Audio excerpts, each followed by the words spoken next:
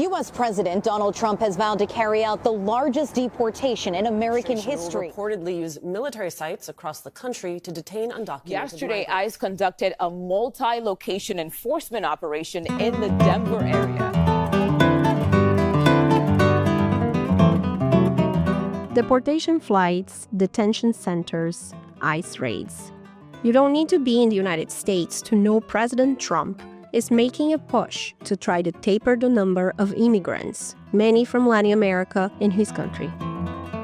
But what if I told you that there is an opposite story happening further south, elsewhere in the Western Hemisphere? That countries like Colombia, Peru, and Brazil are actually welcoming an impressive number of migrants into their countries. Hi, this is Luisa Leme with COA Online. A study conducted by the Migration Policy Institute in 2023 says that as many as 2/3 of the displaced Venezuelans who have settled in Latin America and the Caribbean have been granted legal status in their host country. I think South American countries have all done their share of supporting the welcoming of migrants.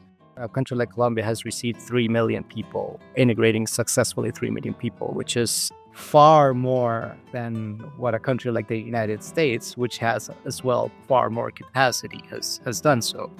We look at Peru with almost 2 million migrants, Ecuador with a little bit over 500,000 migrants, same as Chile, and of course Brazil.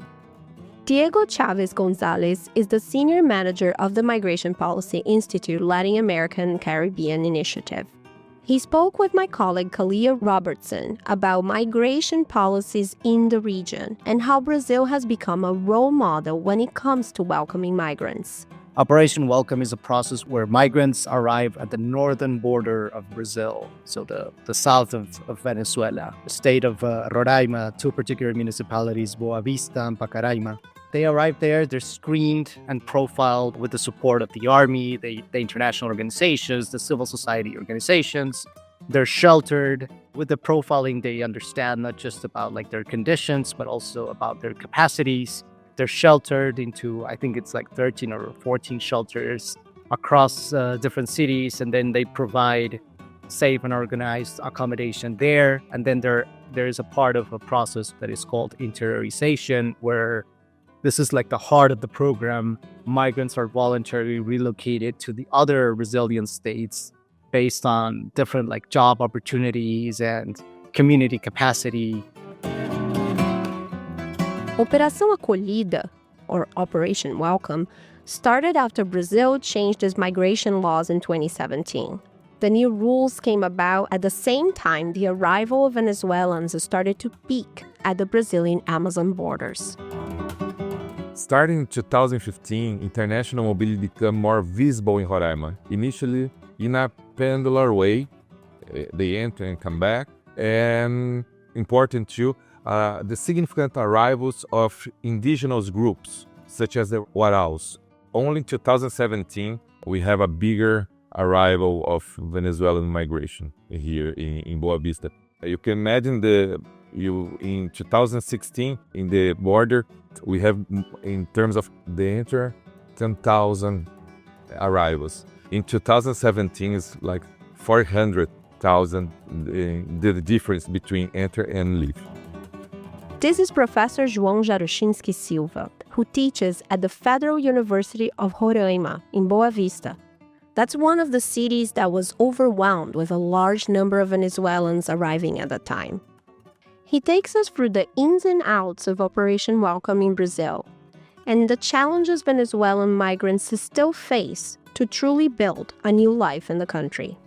First, integration is a concept widely debated by researchers. It's difficult. It's a terrible word sometimes.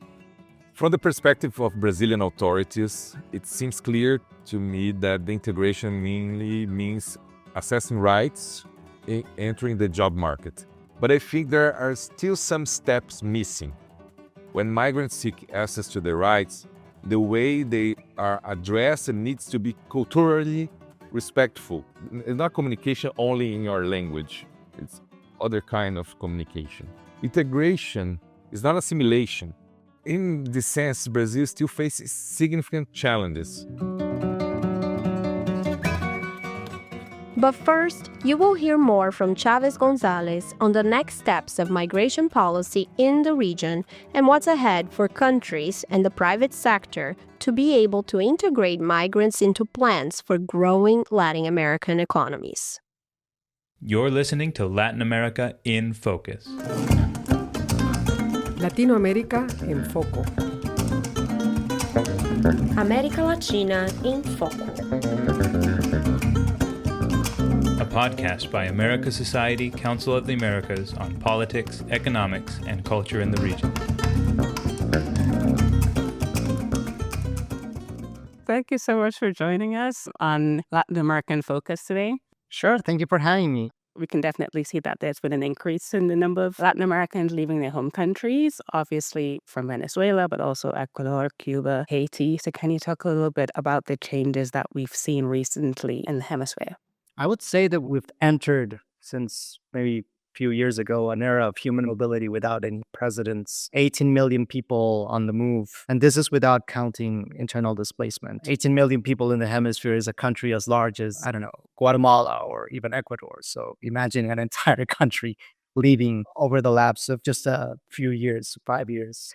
It is an era of human mobility, which comes with unpreparedness from many of the countries, from many of the actors, not even just governments, but like different actors. So the private sector, the civil society as well. And what we've been trying to do at the Migration Policy Institute is help navigate this era of human mobility, help prepare governments how to address this with the right policies, work with the private sector very intimately to understand not just about their capacity and their needs, about how to become more competitive, but also how to include migrants more effectively and how to balance like different policies that governments have and how to rightly utilize migration as a catalyst for development and for competitiveness. And when you say competitiveness, what exactly do you mean?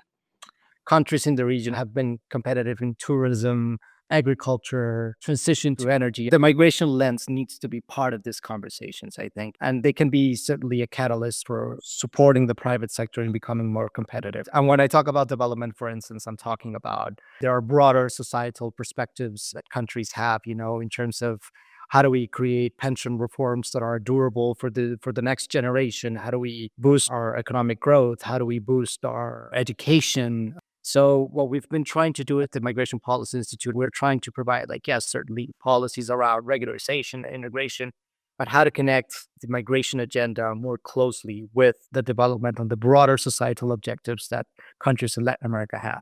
Thank you for explaining that. We talk about Latin American migrants and the main destination that we may think about is the US, but we've seen in the last few years that more Latin American countries, their role as host has become bigger. And so can you talk maybe a little bit about how these policies are different? Are there ways in which maybe one country is receiving migrants that can be modeled in other countries?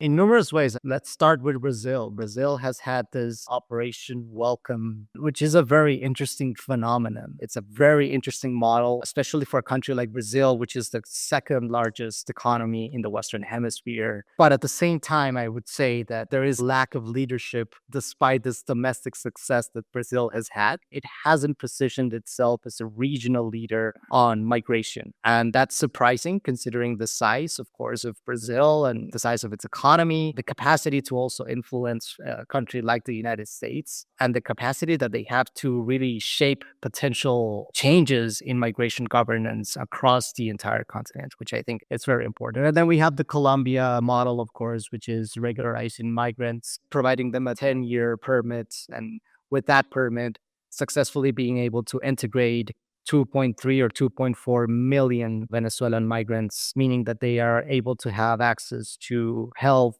jobs, education, you name it. Ecuador, Peru, Chile, they all follow with similar models on regularization.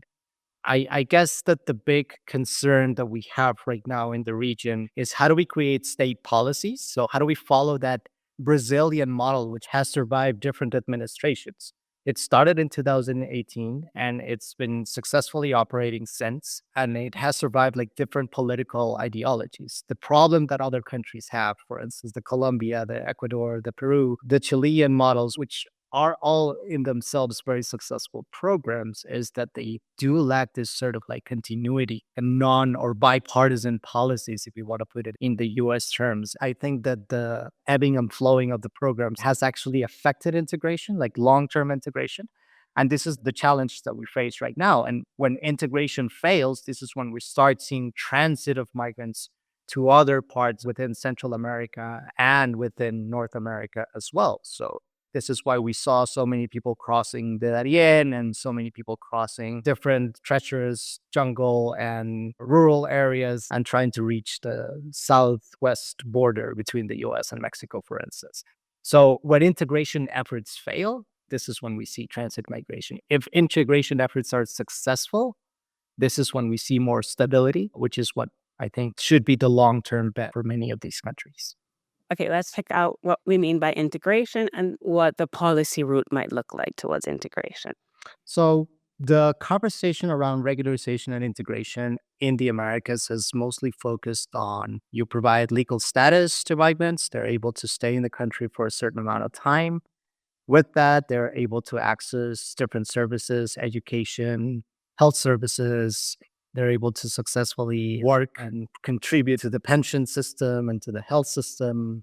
Long-term integration, I think it's a different thing because long-term integration is when migration becomes part of the policy agenda to support other issues that are important for countries, broader societal goals that countries have. So we're looking right now in Latin America, there are huge debates about, like, for instance, pension reforms, health reforms, building energy transitions, trying to change a little bit the economic model from being an extractivist economy, like in many South American countries, for instance, to becoming an economy that is more diversified. That's part of the long-term bets that we have as countries.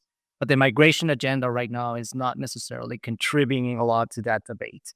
And when I talk about migration agenda, I'm not just talking about the Venezuelan migrants. I'm talking about international organizations, donors, development banks, the private sector, of course. How do we create this migration agenda a catalyst for those broader societal developmental objectives? And that is what I think long-term integration should look like, at least in this part of the world.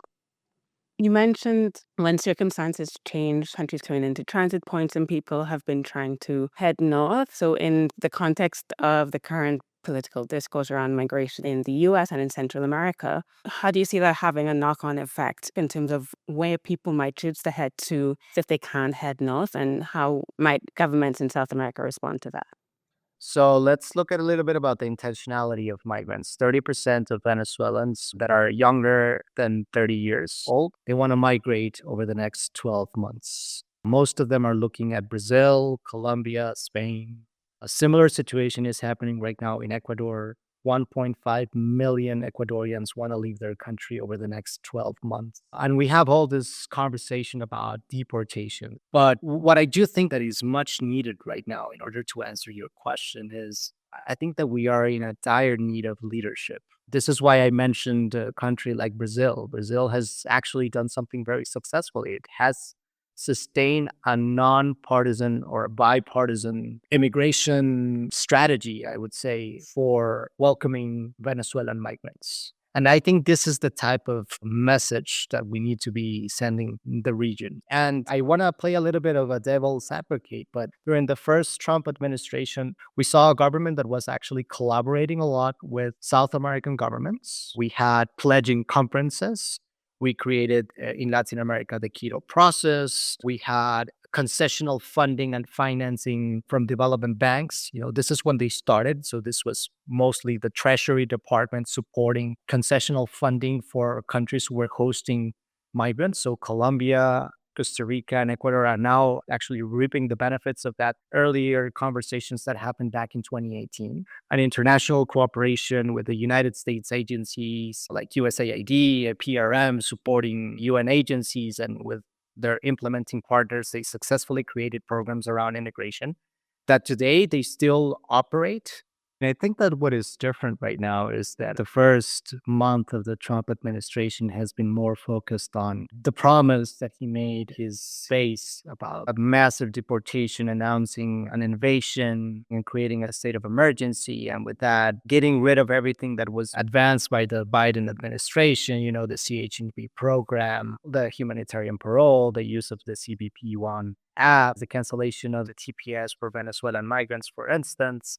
I mean, all these type of things that were advanced during the Biden administration to provide legal pathways into the United States is something that the Trump administration is trying to dismantle right now. Deportations are something that has happened historically in the United States. This is not something new.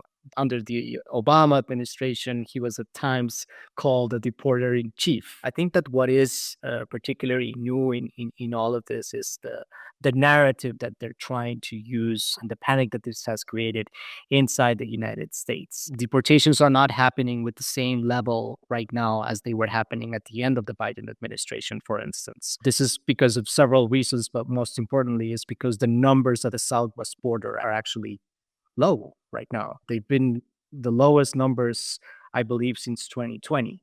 So it's part of a successful, I think, bipartisan strategy where the Biden administration created a lot of pathways, but also the narrative that the new administration is using has disincentivized a lot of this upward movement. So I would say that deportation is something that it's still going to be part of the toolbox for any US government administration. I do think that once you put the problem in the South, you're not fixing the problem. I think that once you do that, you need to come again with that old toolbox that the Trump administration used in his first term, which is to strengthen the integration and the reintegration efforts. That's when you actually start creating stability. Because once you deport migrants, I mean, we've seen it, for instance, with Guatemalans. There were like 18 deportation flights on average weekly under the Biden administration. And as soon as people landed in Guatemala, they started their journey north, because it's part of the economic model of countries like Guatemala, El Salvador, Honduras. The volume of remittances is so high. It's like 20 to 25% of the GDP coming from remittances. It's part of that economic model. So if we start thinking about integration and reintegration, start funding this type of model, I think we will have more successful, durable, long-term strategies for the continent, which are cheaper than, I must say, than deporting 14 million or 13.7 million migrants that are undocumented in the United States. At some point, someone said that deporting these, I think it was 11 million undocumented migrants would cost around 100 billion US, I think. The budget of NASA is 24 billion per year. So I think we should definitely try to think about this type of strategies. And integration is much cheaper. So far, we've received less than 5 billion US on integration efforts. Even if it's an imperfect model, we've been able to integrate migrants with a certain degree of success. And I want to jump in here because you mentioned earlier, speaking about competitiveness, and you mentioned Brazil is the second largest economy in the Americas. So thinking about incorporating migration into that private sector lens, what is the role of the private sector in helping to integrate migrants in larger economies, or even in smaller economies in the region?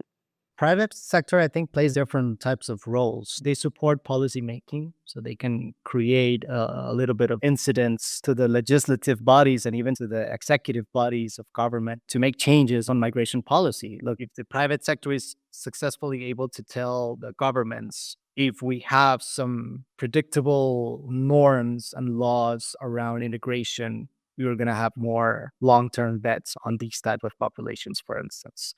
Second one is that they can actually reshape the way that international cooperation operates in countries. So instead of international organizations by themselves trying to provide entrepreneurship opportunities for migrants for their own survival, they can actually work with the private sector more actively to connect these opportunities with the chain values for production. So if we are thinking about a sector like producing chocolate, cacao, for a country like Ecuador, instead of migrants producing something that is just going to be about their subsistence, why don't we create programs, even at the micro level, for these migrants to actually support these chains of productivity? And I think that more engagement with the private sector can actually yield those type of opportunities.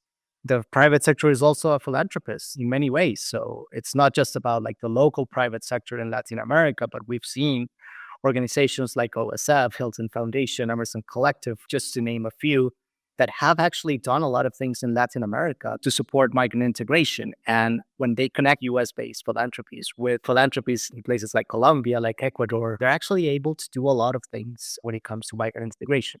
Now, what we need is more coordination between these different ways in which the private sector operates in regards to the integration of migrants. Some private actors are actually thinking about policy reform, some are thinking about jobs, some are thinking about the philanthropic part. They're not necessarily connected between themselves, and they're not necessarily connected with the international cooperation. They're not necessarily connected with the government policies. So how do we create a more cohesive ecosystem? I think that's the main challenge that we have. Thank you for being on the podcast today, Diego. It's been a great conversation. Kalia, thank you so much for having me. That was Migration Policy Institute's Diego Chaves-González in conversation with Kalia Robertson. Brazil could be a leader in the region when it comes to migration policy, but the details of integrating migrants in a productive way into the country go beyond the job market. Professor João Jarochinski Silva explains. Thank you so much, João, for participating in Latin American Focus today in our podcast. We really appreciate your time. Thank you. It's a pleasure to be here. João, could you tell your story? When did you start teaching about migration at the Federal University of Roraima? And how did that region change once a lot of migrants started to show up? I came from a typical migrant family in Brazil. The parents of my mother came from Italy, and the grandparents of my father came from Poland. This is so traditional here in Brazil. I started my relation with migration issues since I was born, but I started to study migration in 2007. But in Roraima, I was at the University of Roraima since November 2013, 11 years here. I worked in the International Relations course in the Masters of Society and Borders. Of course, with this name, we study a lot of migration issues in this program. When I arrived in Roraima, the most prominent Brazilian borders concerning migration were those of Acre and Amazonas, mainly due to the arrival of 18 migrants. And this situation became more politically impactful in 2017, leading to the establishment of Operação Acolhida, Operation Welcome, in 2018. João, when do you think that things really started to change in cities like Boa Vista and Paracaíma? Like the cities started to feel locally that they couldn't really handle the flux of migrants. In 2016. Okay. Because we started with the first shelter, a lot of Waraus was living in the streets, a lot of women with their child in the streets. This changed the reality of the city, but only in 2017 we have a bigger arrival of Venezuelan migration here in Boa Vista. In 2016, 10,000 arrivals. In 2017, it's like 400,000. Wow. The difference between enter and leave. Okay. In the history of Brazil, is this unprecedented? When you say 400,000 people coming through the border in Roraima, what does this represent in the history of the country? First, this is important because we think about international migration in Brazil in the airports and the ports. We don't see the borders. Imagine the Amazon borders. This is first impact. This is very different in terms of how we think the migration. But here we have a neighborhood country, and the numbers are higher than other flows in Brazil. And the vulnerability of these persons is very different because we have in 2017, 2018, 2019, a lot of people came from Venezuela walking. You can imagine. And Roraima is a very, very hot state. And the climate are terrible to walk during the day. And you receive a lot of person in a forced migration flow from a neighborhood country. This is completely different. And how did that change Brazil's migration policy? Brazilian migration law was changed in 2017. of course, at the time when the arrival of Venezuelan migrants. But when we see the legal change, we have more impact from the Haitians flows than Venezuelans flows, because the discussion are early than the change of law. Second, in terms of the construction of political response to this mobility, this has changed a lot because we have a strong coordination between public agencies, UN system organizations like UNHCR, EOM, international organizations like Norway Refugee Council, and civil society groups. That is so traditional in Brazil that the civil society was working in migration issues. This construction, the Operation Welcome, you have an operation with more than 100 organizations inside this answer. This is the first change. Other important case is more cities and states become engaged in migration-related issues, leading them to create policies addressing to the present of these migrants. They recognize that migrants are in the city. This is the first step in terms of the change of the perspective. At the federal level, the National Congress also took up the issue and formed a dedicated committee on migration and refugee matters, bringing together deputies and senators. Luisa, we have a historical approach in this. We are so focused in terms of the labor markets, the interests of the labor market, use these migrants to solve the problems of the labor market. Can you give us examples?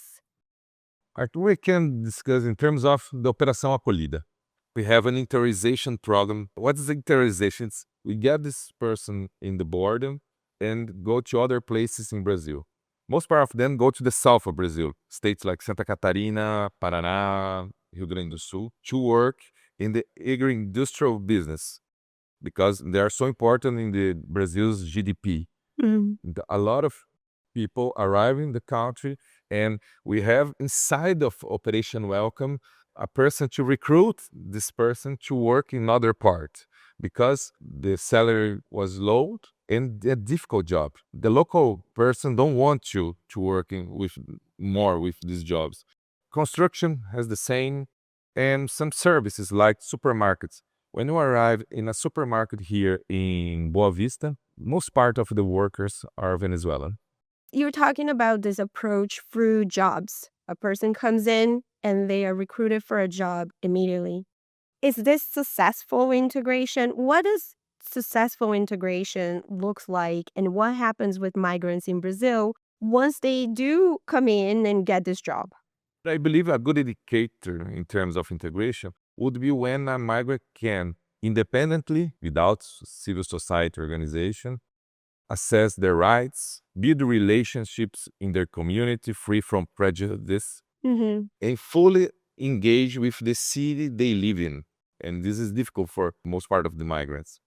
That would make breaking away from a view that often sees migration only through a utilitarian lens for work. I think if you want to integrate, you need to recognize their history, not only culture, but in terms of skills and abilities. This is a problem in Brazil. Venezuelans and other countries, it is difficult to accept their diplomas here, and expensive too. So expensive. This created difficulties in terms of the integration, they only in the lower payment jobs. And second, when you put these people in this situation, the companies could be explore more this person. And this is a problem to solve. Of course, migrants here in Brazil has access to social benefits. It's a good job from the government. But when you see the social benefits in Brazil, they are for the poor people. If you see a lot of migrants receiving this, it's because the most part of these migrants, They stay poor, let's say. There's not much of a path. yeah, From what I gather, there are polls, Datafolha says that 60% of people in Brazil believe the country welcomes immigrants. We are talking about a country that, as you said, has a history of migrants being placed to work. people arrive in the country and are immediately with their documents or, very close to really quick having documents and basic rights, as you said. So in a sense, I feel like you already explained it to me in a sense of why Brazil can be looked at as an example. Do you think that it's correct? What are the things that Brazil is really doing differently than other countries? First, I think this perception is largely shaped by comparisons with the international reality. For example, the far right Brazil would struggle to push for the same migration policies in other countries because, first, the numbers. Brazil receives only 1% of their population. Oh, 2 million. What's 2 million in more than 200 million? Second, we discuss a lot the use of migrants in some companies that is important for the Brazilians' GDPs. This created a perspective that you can change the government, but you can continue some aspects of your migration policy. But we have some problems. Documentation is easier for some nationalities. For others, are difficult. Imagine, for Venezuelans, if they arrive with their Venezuelan documents, we accept this person because we recognize, they don't have access to passport, it's difficult, they react. But for other countries, we don't do the same. Brazilian authorities generally show goodwill to our migration policies, partly because it can be leveraged as a foreign policy asset. Brazil uses a lot migration in foreign policy. Migration helps fill labor shortages in key sectors, and this use the migration to help the workforce in some jobs, creating this perspective sometimes is more utilitarian lens than a perspective that want to receive this person. Why I said that? Because we have some racism, xenophobic manifestations, but it's difficult. Right. We talk about this. We, as Brazilian, I can say that. Yes. We say we were very welcoming and we are warm, but we are an extremely unequal country. There are a lot of racism in Brazil. You're talking about some inequality in how migrants are received. Can you talk a little bit about that? How is it different? We did a lot of research in terms of we have a gender perspective. Be a migrant in Roraima is very difficult. In Brazil, you are a Venezuela, it's difficult to integrate and to receive a good income and everything. But if you are a woman, it's worse in terms of the gender inequalities. The worst person in terms of integration and incomes are women. Women with child, so difficult. When you look in terms of what happens with the Haitians here, you have a lot of episodes of racism.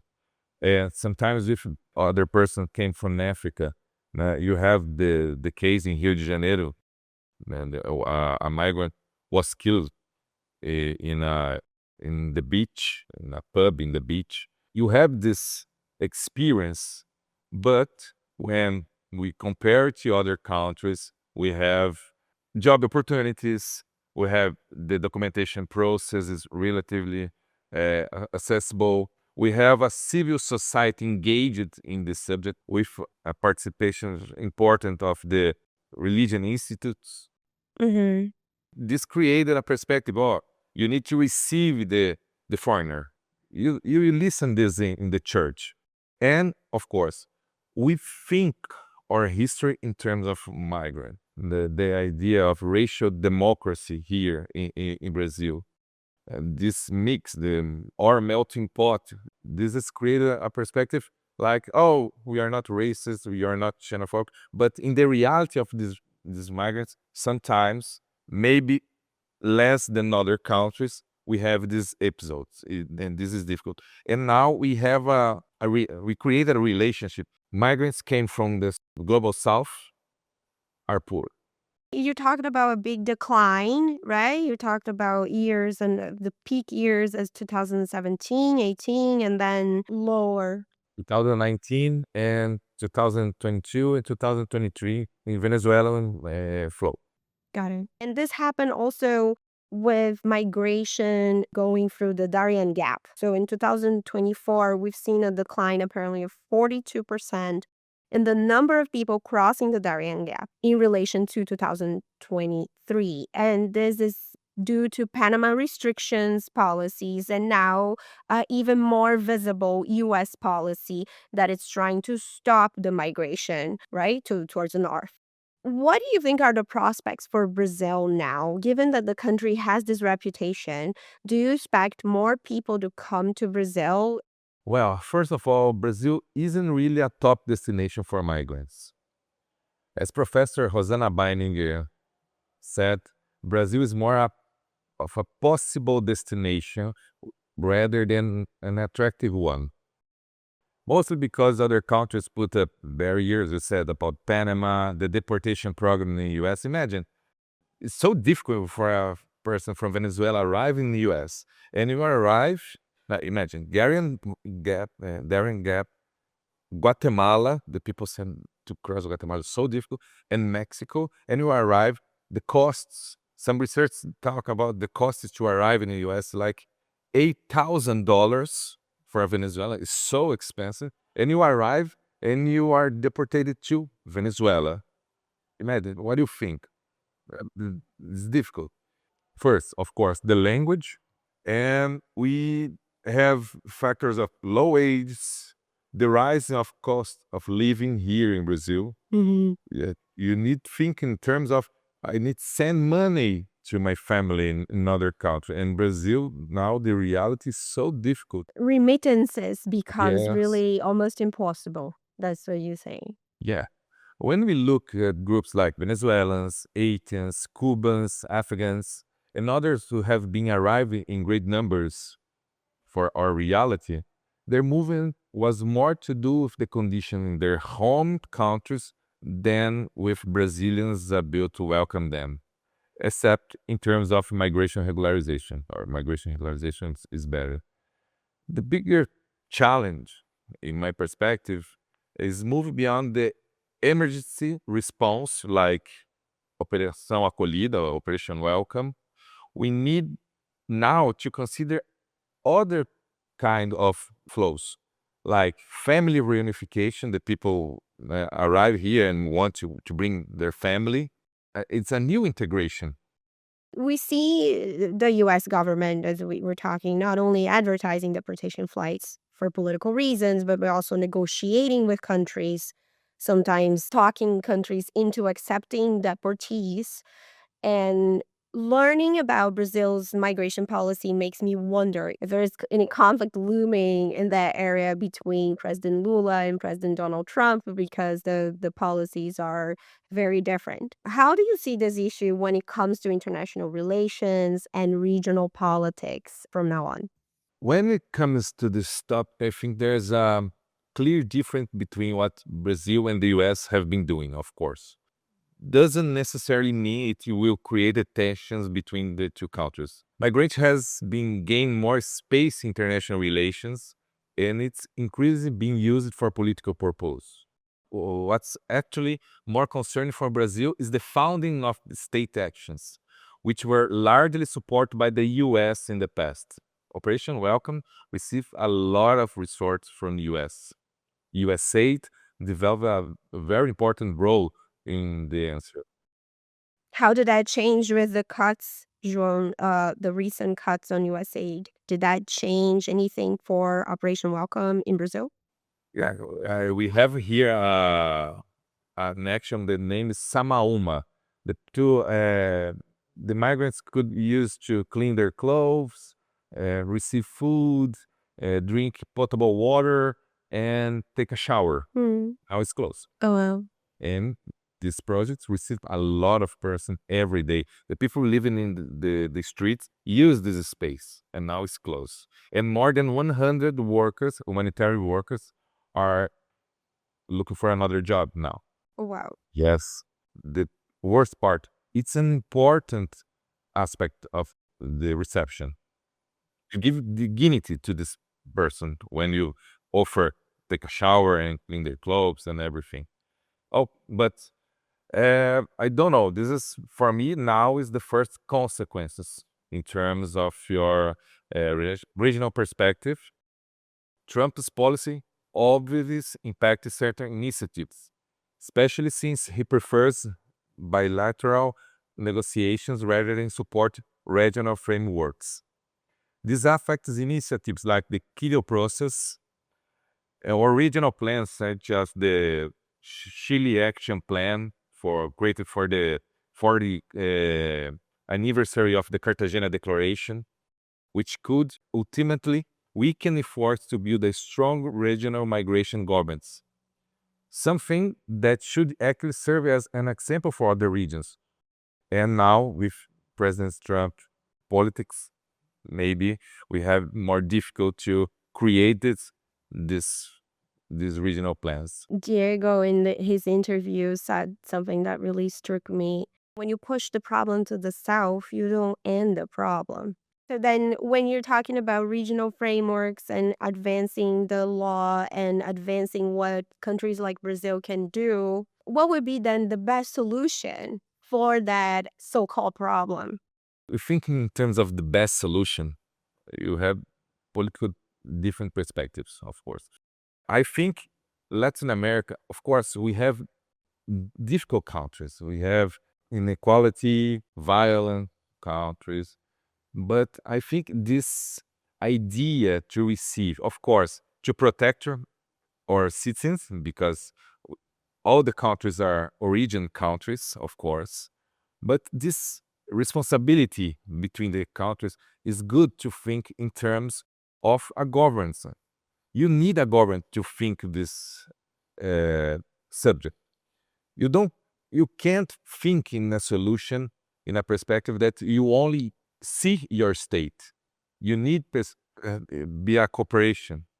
And I think Latin America, of course, we have a lot of challenges, different perspectives, and this is different of other parts of the world.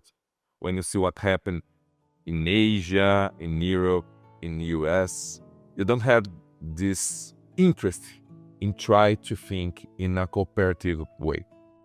That's great. Thank you so much, Professor João. It was a pleasure to be here with you.